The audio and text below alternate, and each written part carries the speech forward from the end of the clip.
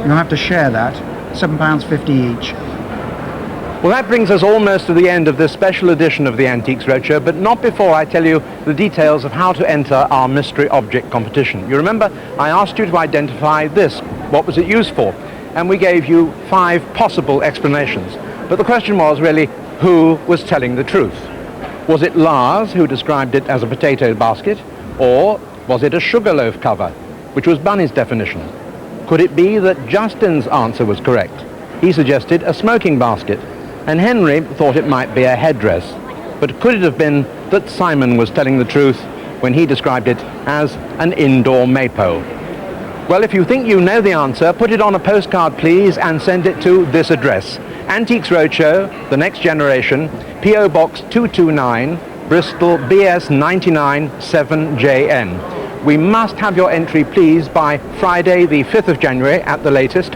Only 1 entry per person, and you must be under the age of 18. So best of luck. And the first correct answer out of the bag will be the winner. And we'll be announcing that winner on Wednesday, the 10th of January on Blue Peter. So that's a very good excuse to watch that programme. The very best of luck once again. And another important date is next Sunday for the first programme in our new series of the Antiques Roadshow. And that's from Ely Cathedral. So until then, from Diane and me and all of us here, goodbye. Bye-bye!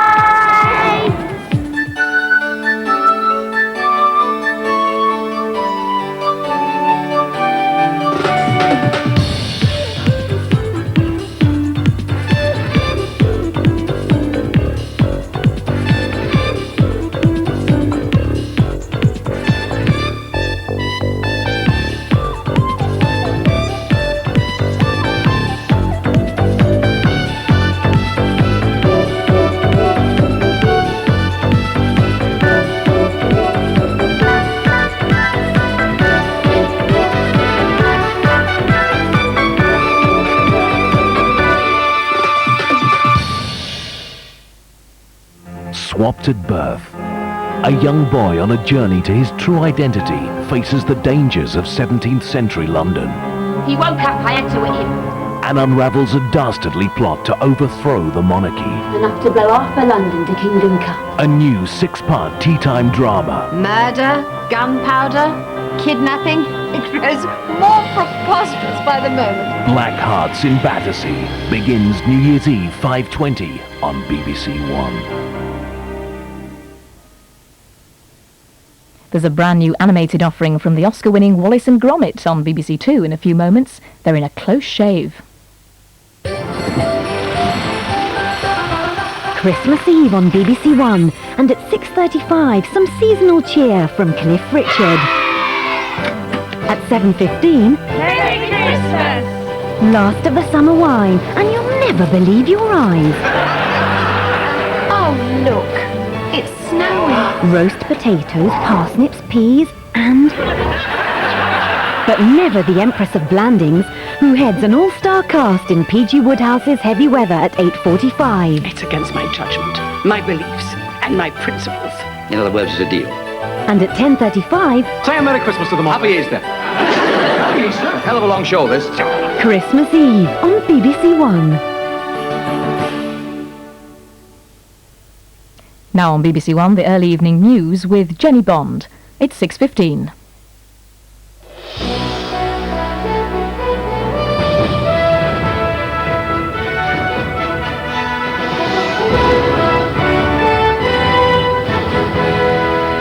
The man who ran Parkhurst jail accuses the Home Secretary of making prison policy on the hoof. John Marriott, who was removed from his job after a prison escape, says he was made a political scapegoat. In India, the bereaved and injured mourn their dead after the fire that killed nearly 400 people. And Leeds stopped Manchester United closing the gap at the top of the Premiership. Good evening. The former governor of Parkhurst Prison, John Marriott, has made a stinging criticism of the Home Secretary's handling of the prison service. Mr. Marriott, who was removed from his job after 3 life prisoners escaped from Parkhurst last January, accused Michael Howard of making policy on the hoof. John Marriott said there was a fair degree of skullduggery in the way he was removed from his job as governor of Parkhurst. In his first interview since leaving the prison service, Mr. Marriott accused the Home Secretary Michael Howard of creating a scapegoat culture. I think he mistakes public performance, public rhetoric with strong leadership. I think he's quite a small-minded man in many ways, and that there is a kind of constant knee-jerk reaction to particular events, so that policy is being made on the hoof. The seeds of today's row between John Marriott and Michael Howard were planted in January, when Mr. Marriott was removed from office just a few days after the breakout. The official report into the Parkhurst escape highlighted stresses at every level of the prison service. Michael Howard responded by sacking its Director General, Derek Lewis. His successor has still not been appointed. The search for the 3 missing prisoners ended successfully after 5 days, but the repercussions have lasted much longer. Opposition MPs believe Mr. Marriott has exposed a continuing crisis of morale within the prison service, but the prison's minister says Mr. Marriott can't blame the escape on a lack of resources. After all, the Learmont report, which was an independent report, found that if many routine procedures had been carried out, just as simple as counting prisoners in and out of recreation, keeping control of tools, making sure that officers were familiar with the security manual, if very basic routine procedures like that had been carried out, which we would expect in any prison, then the escape also would not have happened. The Home Secretary remains convinced that prison works, but with the jails now filled to overflowing, making sure they continue to work may be something of a challenge. Joshua Rosenberg, BBC News. The first funerals have been taking place in the Indian state of Haryana after the fire in which at least 400 people were killed. Many were children who had been attending a school prize giving in the town of Dabwali. Today, the authorities announced new safety measures. There is no disguising the anguish or the scale of this. The search for survivors or bodies went on through the night. The authorities saying the number of dead is still going up. More than 1,000 people had been crammed into this building. Hundreds of school children were receiving their annual awards. The fire, believed to have started after an electrical fault, ripped through the main hall with its tarpaulin ceiling in a matter of minutes. Rescue services told of a stampede to get out. There was only one exit. At local hospitals, people have been turning up in the hope of finding relatives in the wards filled with survivors. This woman described how the whole place was in flames in seconds.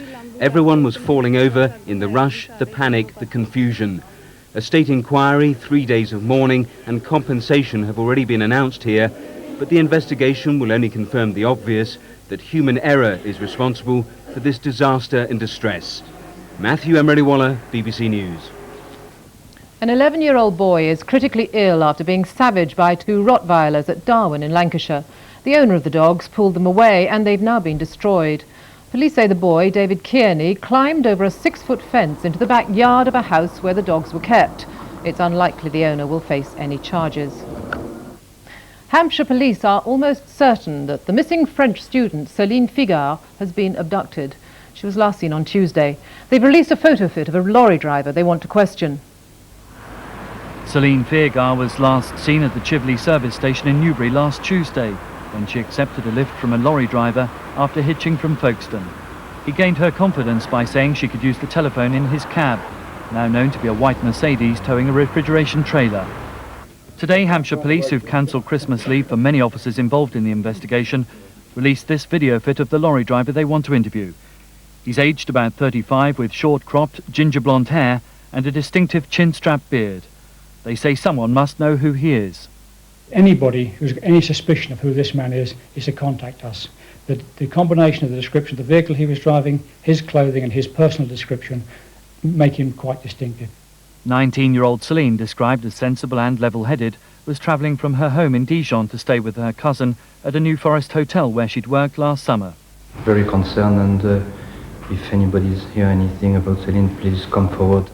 Hampshire police say Céline had only hitched because of the recent transport problems in France. They're now almost certain she's been abducted and want to hear from anyone who thinks they may have seen her or the lorry driver who gave her a lift. So far, the response from the public has produced a number of good leads, but detectives say while they're still hopeful of finding Céline alive, with every hour that passes, those prospects are becoming increasingly bleak. John McIntyre, BBC News, Newbury. There are fresh hopes for peace throughout the Middle East after President Assad said Syria was in favour of speeding up the peace process. Talks between Syria and Israel start again next week in the United States. In Bethlehem, Palestinians are combining Christmas festivities with celebrations to mark their new freedom from Israeli rule. The Latin Patriarch of Jerusalem left the Old City this morning to begin his Christmas journey to Bethlehem. Every year since 1967 he's been escorted by an Israeli security convoy, a visible symbol of the Israeli occupation. But now the balance of power in the Holy Land has begun to shift. Just outside Bethlehem, the Patriarch was put in the hands of Palestinian police. Bethlehem is now their city. Since the last Israeli soldiers left Bethlehem 4 days ago, Manger Square has been a noisy, joyful stage for Palestinian celebrations. Children who've never known a time without occupation are tasting freedom for the first time. Well, I think it is one of the best days of my life. I have attended these ceremonies for many times, but this is the loveliest and the most beautiful one. In a town 1/3 Christian, 2/3 Muslim, this Christmas has become an unprecedented unifying event. The only guns on display were fired in celebration. In recent years, Christmas Eve in Bethlehem has been a sullen affair, the atmosphere soured by the presence of Israeli troops. But now those soldiers are gone. Joy and goodwill prevail. The question is, can the optimism felt here today help the Israelis and the Palestinians forge a new relationship and a lasting peace?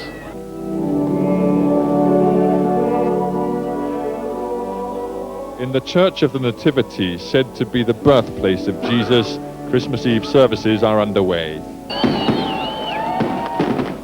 Outside, a street party has begun which will last into Christmas Day. Bethlehem is no longer dogged by confrontation. This year, it's a beacon of hope. Stephen Sacker, BBC News, Bethlehem. Yorkshire Water is insisting that the decision of its chairman, Sir Gordon Jones, to stand down is not connected with criticism of the way the company has handled its water shortage. Campaigners are now calling for the rest of the board to resign. Our North of England correspondent Mike Mackay reports. The official line on Sir Gordon's departure is that he's simply taking a normal, if early, retirement. But confirmation of his going comes at the end of a disastrous year for Yorkshire Water. A drought which left parts of the county resembling a desert, the threat of rotor cuts while pipelines were leaking heavily. Emergency tankering brought some relief, but even that had to be adjourned over Christmas under residents' protests about noise and fumes. Consumer campaigners say it's not only the chairman's performance which is open to criticism. Well, I think it's been a disaster, but I don't think it's entirely his fault. The responsibility has to be with the whole of the board of the Yorkshire Water plc, and I think that is the reason that many customers would like to see the whole board go, not just the chairman. Sir Gordon has made it very clear in July of this year that he would be seeking to retire before the formal retirement age of February 1997, when he is 70. So it comes as no surprise, this at all. Amid water restrictions, a hefty increase in the recent half-yearly profits only added to the embarrassment. But Yorkshire Water are playing down any suggestion that public dissatisfaction lies behind the chairman's departure. Serb and government forces in Bosnia have begun to exchange former prisoners of war, a key element of the peace accord. Hundreds were freed, although not all the planned exchanges were completed. And 2 British soldiers were injured at Sanski Most after driving over a landmine. Neither was seriously hurt. It was supposed to be a gesture of goodwill in the season of goodwill. Croat soldiers arrived with a few captors in a bus, promising more if the Serbs stuck to their side. This man had come hoping that the Serbs would release his 3-year-old child, but then word came through that the Serbs had pulled out. The Croats immediately did the same, much to the annoyance of the British Army. I think it's immoral that you've got prisoners in the vehicle behind me that you're not prepared to release. And if Brigadier Dragicevic thought that he was going to make a public gesture of goodwill on Christmas Eve, then you need to tell him from me that it's backfired publicly. Another prisoner exchange, however, did take place today, but not in public view. It might have been NATO's presence here which caused these soldiers to drive off. And I shall express my personal frustration that having offered to come here today to oversee this, that actually it hasn't happened. I've got better things to do today on Christmas Eve as well, and they're all to do with trying to make this peace agreement work. Whether they like it or not, the warring parties are going to have to get used to doing things NATO's way. They may have refused this time, but in less than a month they're going to have to release all their prisoners.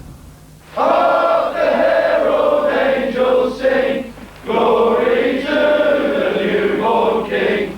The Royal Artillery held its carol service on the top of Mount Igman today, doing its best to enter into the Christmas spirit.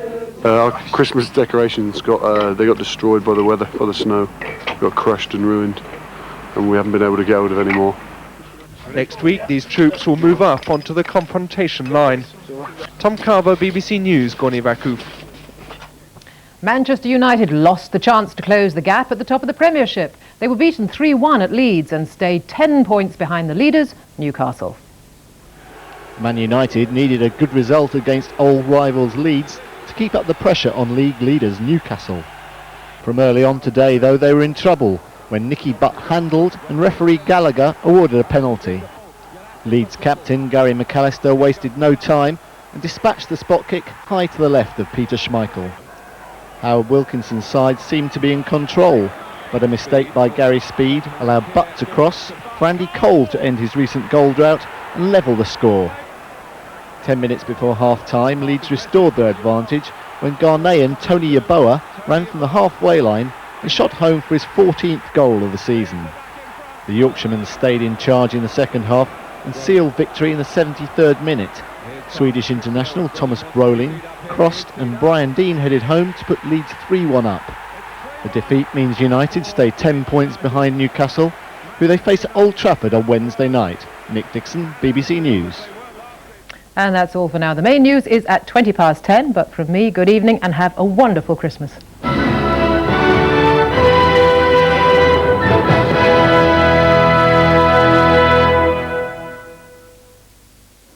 A very good evening to you. Many places are in fact going to see a white Christmas this year, particularly up in Scotland.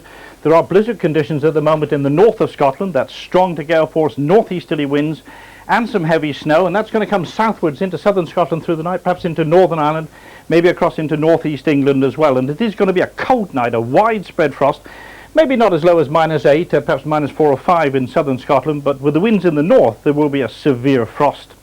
That's what the weather map looks like tomorrow. The northerly winds coming down, low pressures hanging about, so always a chance of some showers around, certainly a lot of snow showers up in northern parts of Scotland in particular, down this eastern side too. And there may be a period of rather more persistent snow along the eastern side of England before it turns rather more showery, although near the coast probably rain or sleet. Down in the south, the odd wintry shower, but many places staying dry, and a cold day as well. Cross into Boxing Day, well, once again, I think most of the snow showers up over northern and central Scotland, down this eastern side as well, whereas many central and western areas likely to stay dry with a fair amount of sunshine. But look at those temperatures. It certainly is going to feel very much on the cold side right the way through the Christmas weekend. That's it. Bye for now. This is BBC1 in the North. Now, North News with Carol Malia.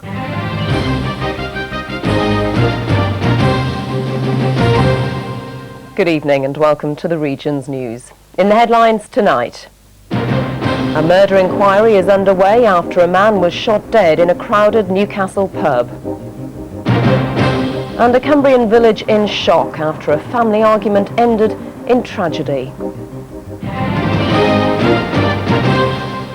A murder inquiry is underway after a father of two was shot in front of hundreds of people in a Newcastle pub. His friend was also shot in the incident at Macy's in the Groat Market. Police say they're keeping an open mind about possible links with other shootings in the city. Tony Belmont has this report. The pub was packed with Christmas revellers when the shooting happened. It appeared there was an argument and 28-year-old Francis Kelly was shot in the chest. He stumbled out into the street where he died. His friend, 23-year-old David Armstrong, was shot in the arm. Both men are from the West End of Newcastle. It's a very serious incident, of course, by the nature of the injuries sustained, having regard to the fact that there was quite a lot of people congregating at the time, enjoying the pre-Christmas festivities. Newcastle's been hit by a spate of shootings this year.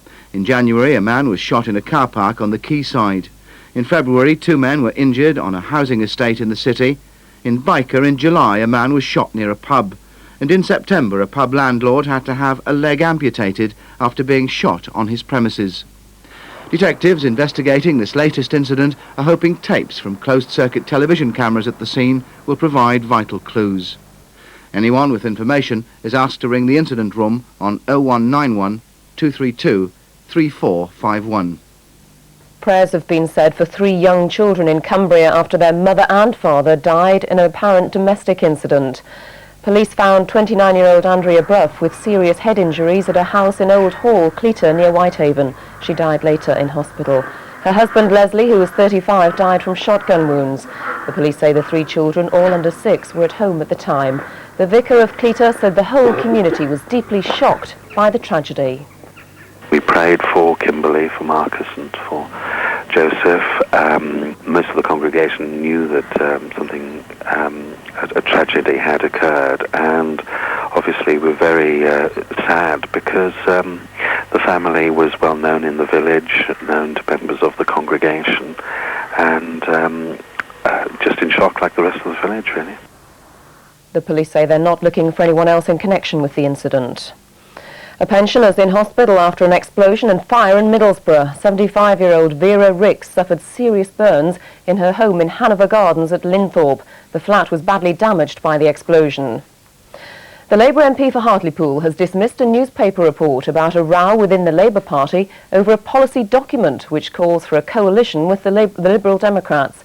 The report claims that Peter Mandelson sets out in a synopsis for a new book what Labour must do if it's serious about transforming Britain. He says it should also abolish universal child benefit, institute workfare programmes for the unemployed and single mothers, and have no strike deals in the public sector. Mr Mandelson accuses the Observer of creating a storm in a very tiny teacup. Now here's a look at the holiday weather forecast. There'll be further scattered snow showers, giving moderate falls in places. Temperatures will fall to -3 Celsius, 27 Fahrenheit inland. Christmas Day will be cold with bright intervals. There'll be more snow showers everywhere, more frequent in the northeast. Temperatures tomorrow reaching only 2 Celsius, 36 Fahrenheit. Boxing Day will be frosty with more scattered snow showers, mainly in the east. Staying cold for the rest of the week, frosty at night, but bright and sunny periods during the day. So a white Christmas after all. That's it from us for now. The next regional news is on your local BBC radio station at 10. In the meantime, from all of us here, have a very, very happy Christmas indeed. From us for now, bye-bye.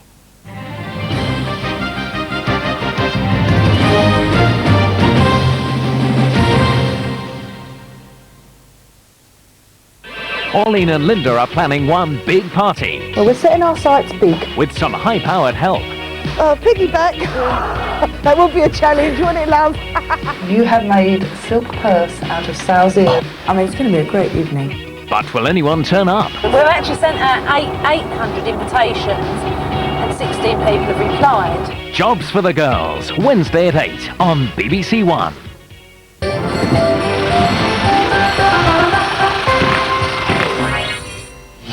In this ordinary street, there's a young boy of about 3.5. There's a very special place. He seems to have contracted this illness really from nowhere. Where dedicated professionals work around the clock.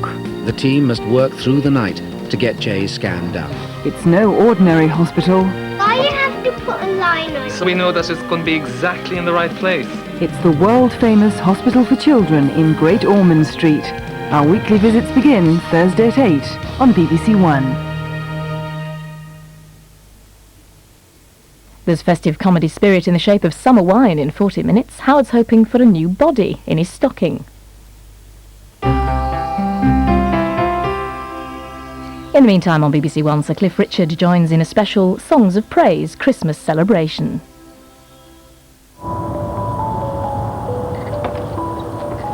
Hi, happy Christmas.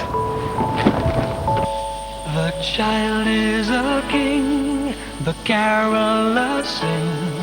The old is past, there's a new beginning.